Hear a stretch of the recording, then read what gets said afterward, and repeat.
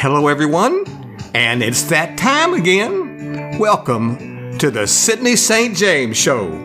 We sure appreciate you dropping in.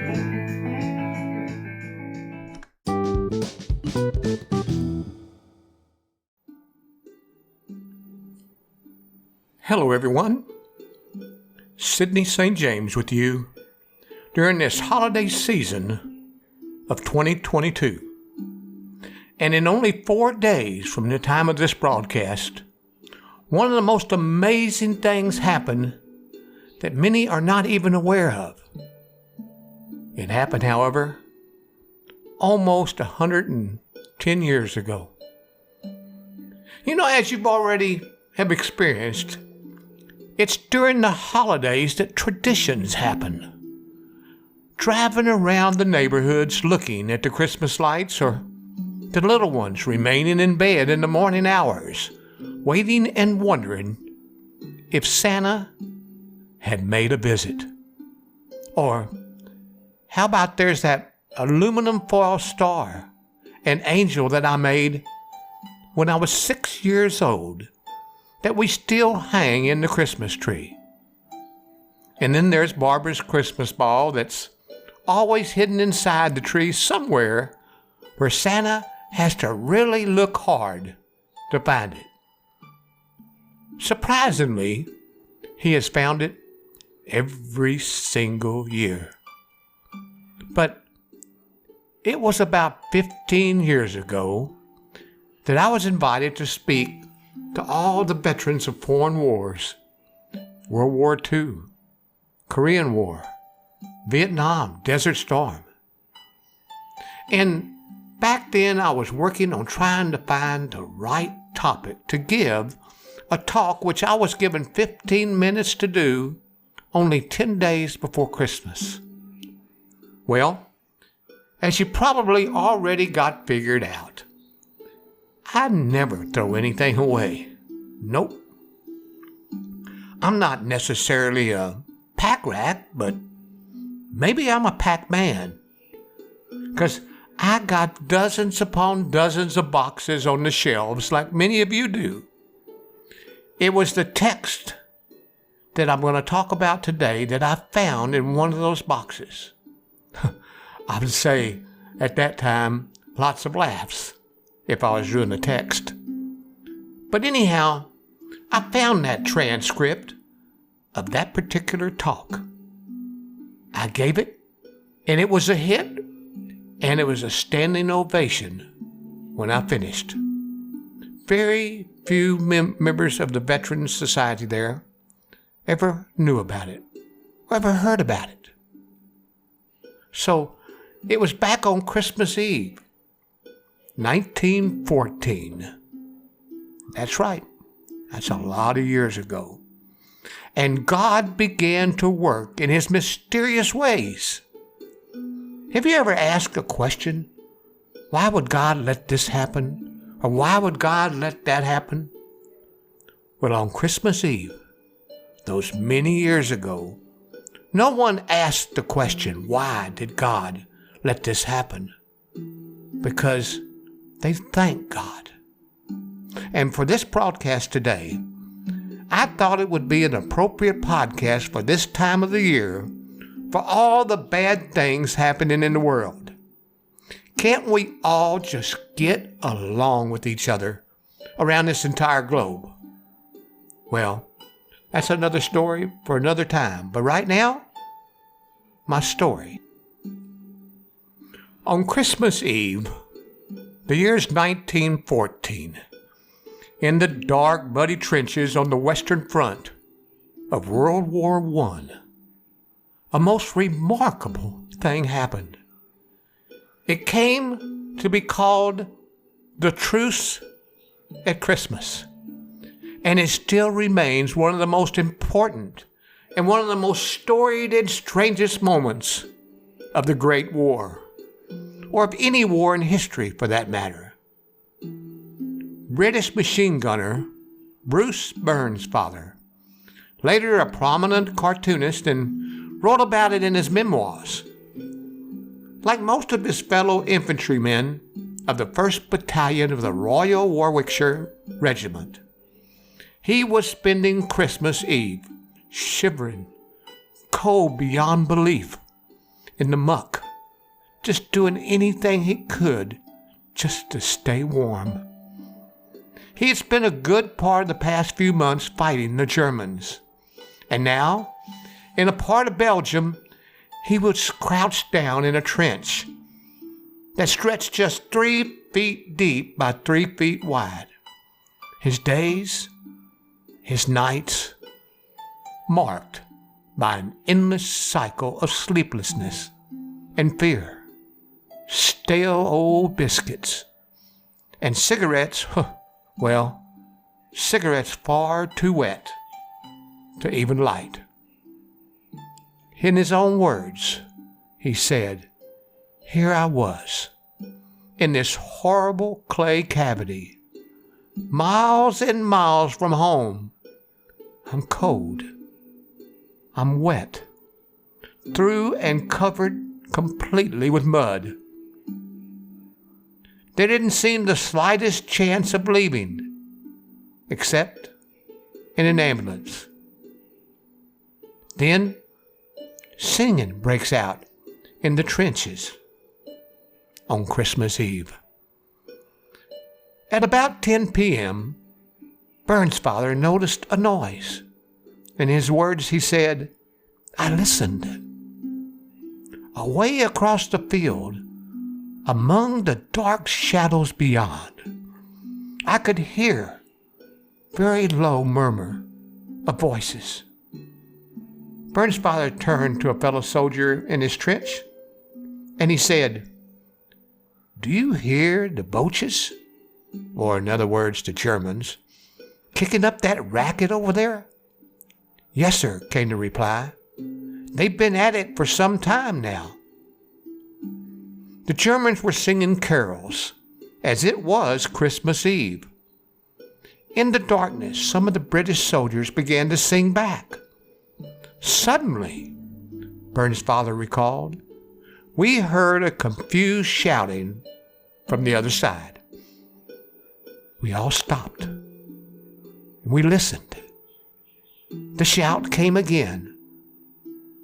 The voice was from an enemy soldier speaking in English with a real strong German accent. And he said, "Come over here. Come over." One of the British sergeants answered, "You come halfway." "I'll come halfway." But right now, I know you hate me for doing it, but I gotta work my sponsor in.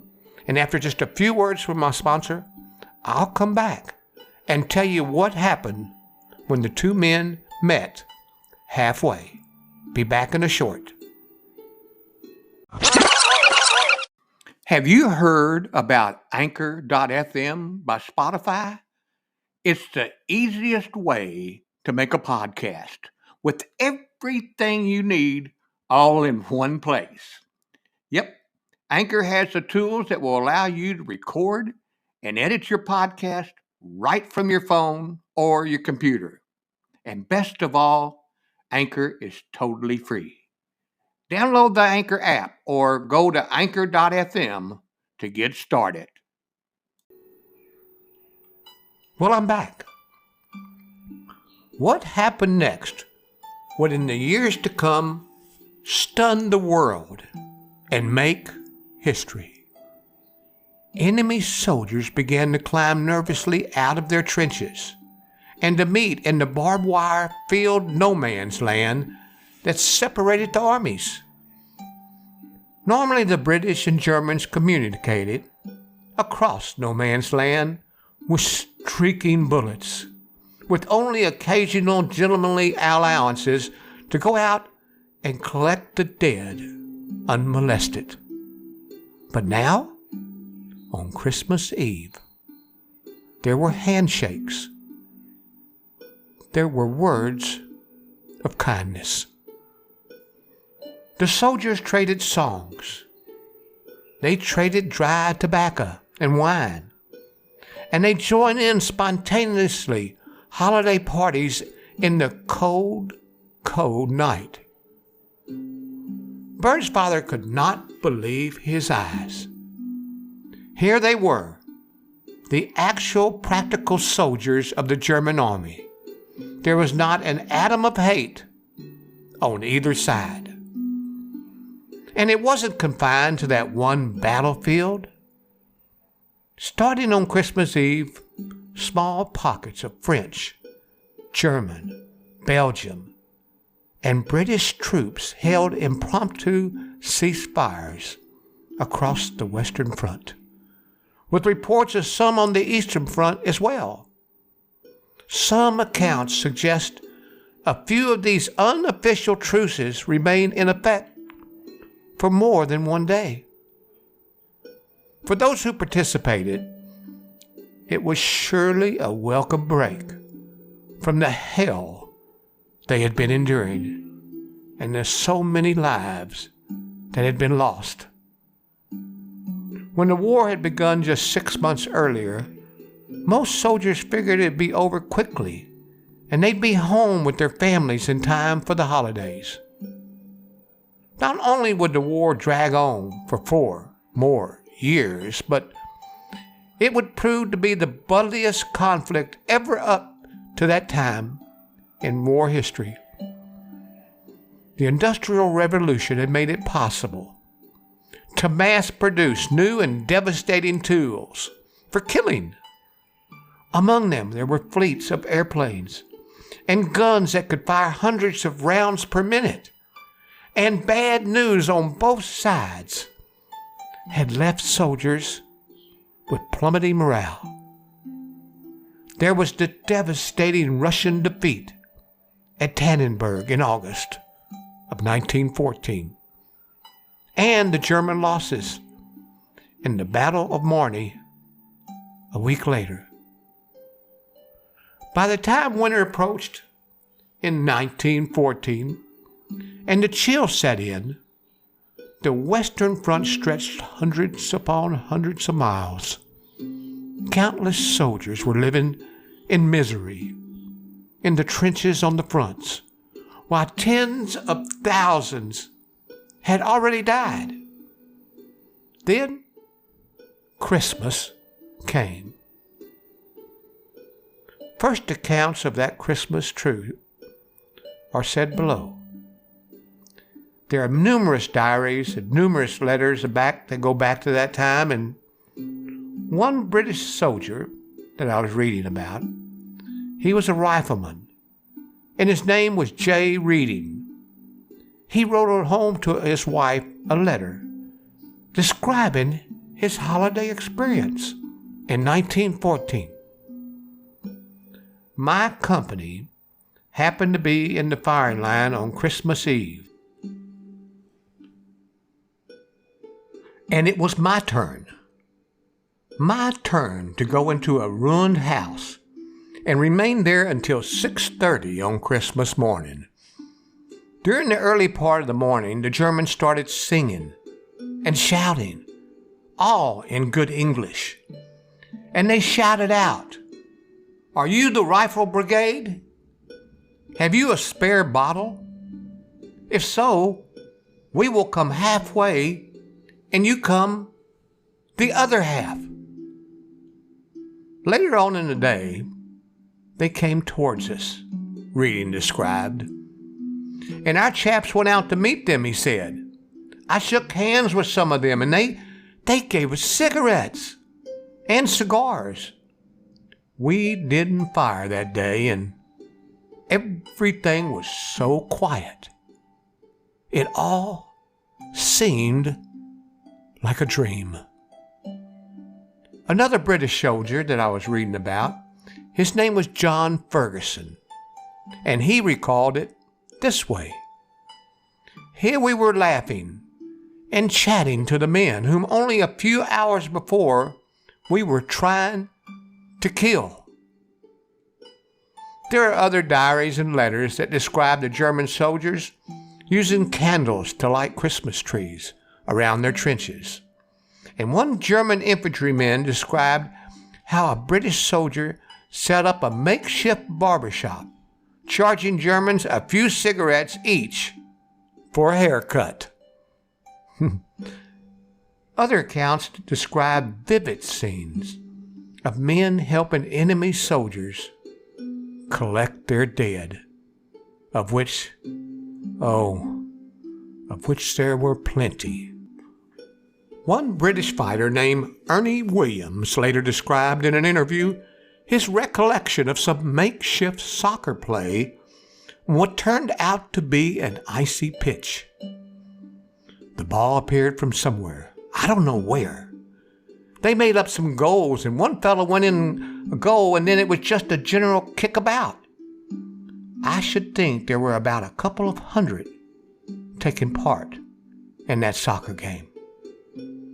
German Lieutenant Kurt Samich of the 134th Saxons Infantry. He was a school teacher. He was able to speak both English and German and described a pickup soccer game in his diary, which was discovered in an attic near Leipzig in 1999, written in an archaic German form of shorthand.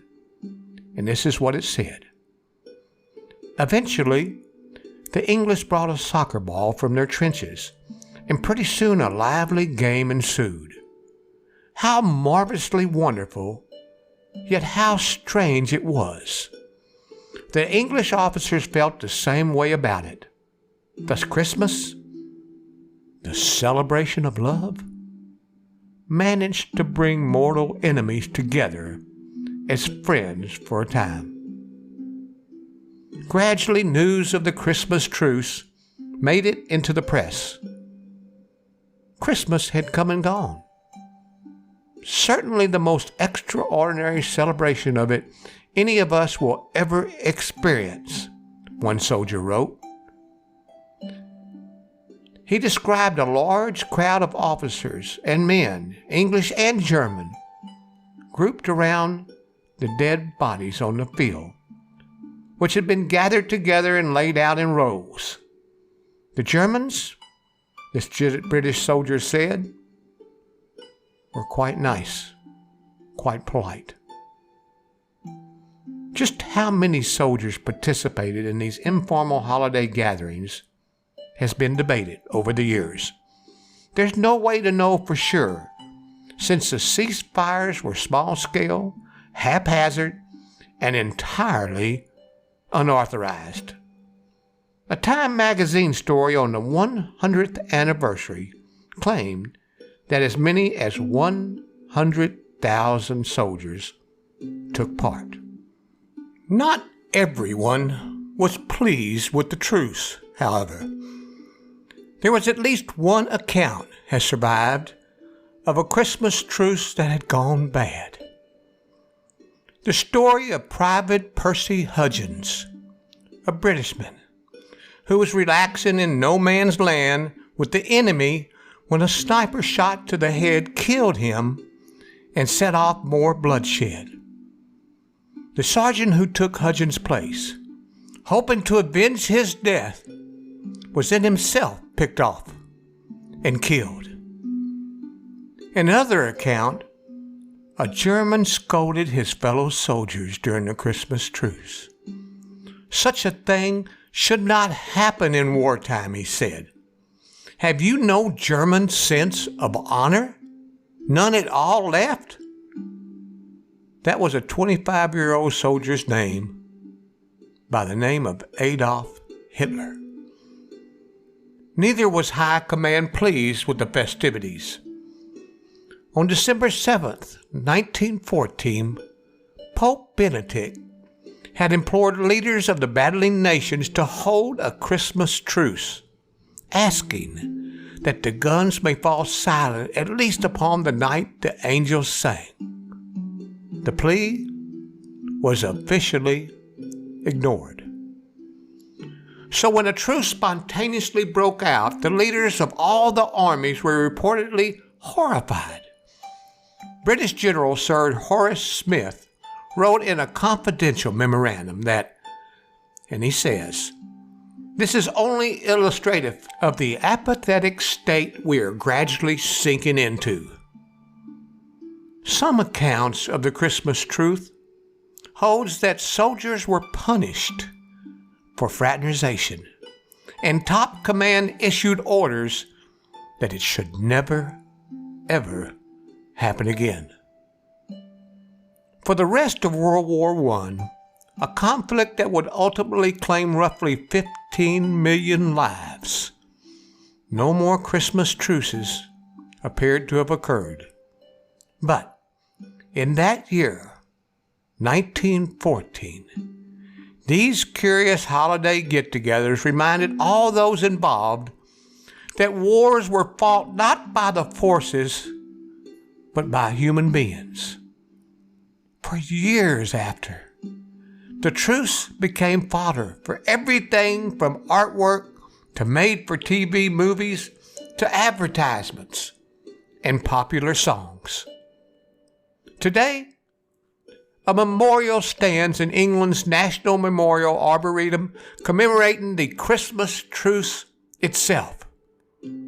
It was dedicated by Prince William of England.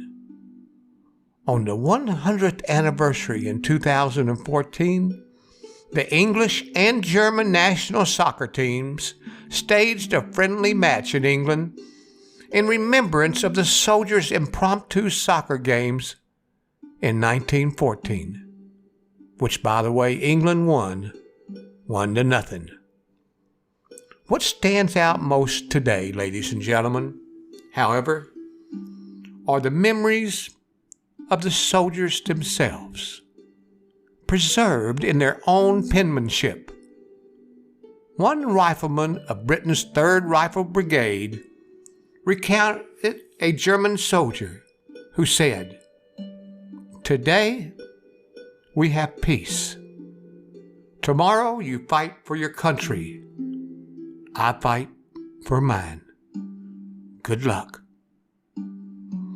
As for Britain's Bruce Burns' father, he summed up the distinctive historic moment this way: "Looking back on it all, I wouldn't have missed that unique and weird Christmas day for anything in the world."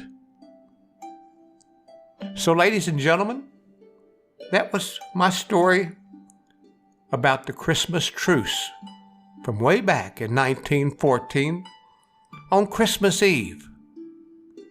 And it shows where God works in mysterious ways as the men on both sides put their guns down. They hugged, they smiled, they laughed, they sang. God does work in mysterious ways, doesn't he? Well, thank you for joining me. And as always, my good friends and neighbors, see you later, alligator. Well, that does it for another episode on the Sidney St. James Show. I want to thank everyone for listening and everyone for dropping by today. Also, I'd like to ask you, if you haven't already done so, be sure to click the follow button. Leave a short review with maybe, kind words, and tell your friends about the Sidney St. James Show, and share the show with anyone that you think might like the show. The more, the merrier, and maybe by the end of this year, our goal is to have 100,000 listeners for the Sidney St. James Show, and I want you part of that listening group. Until the next great episode from the Sidney St. James Show, again, thank you very much from me, Sidney St. James.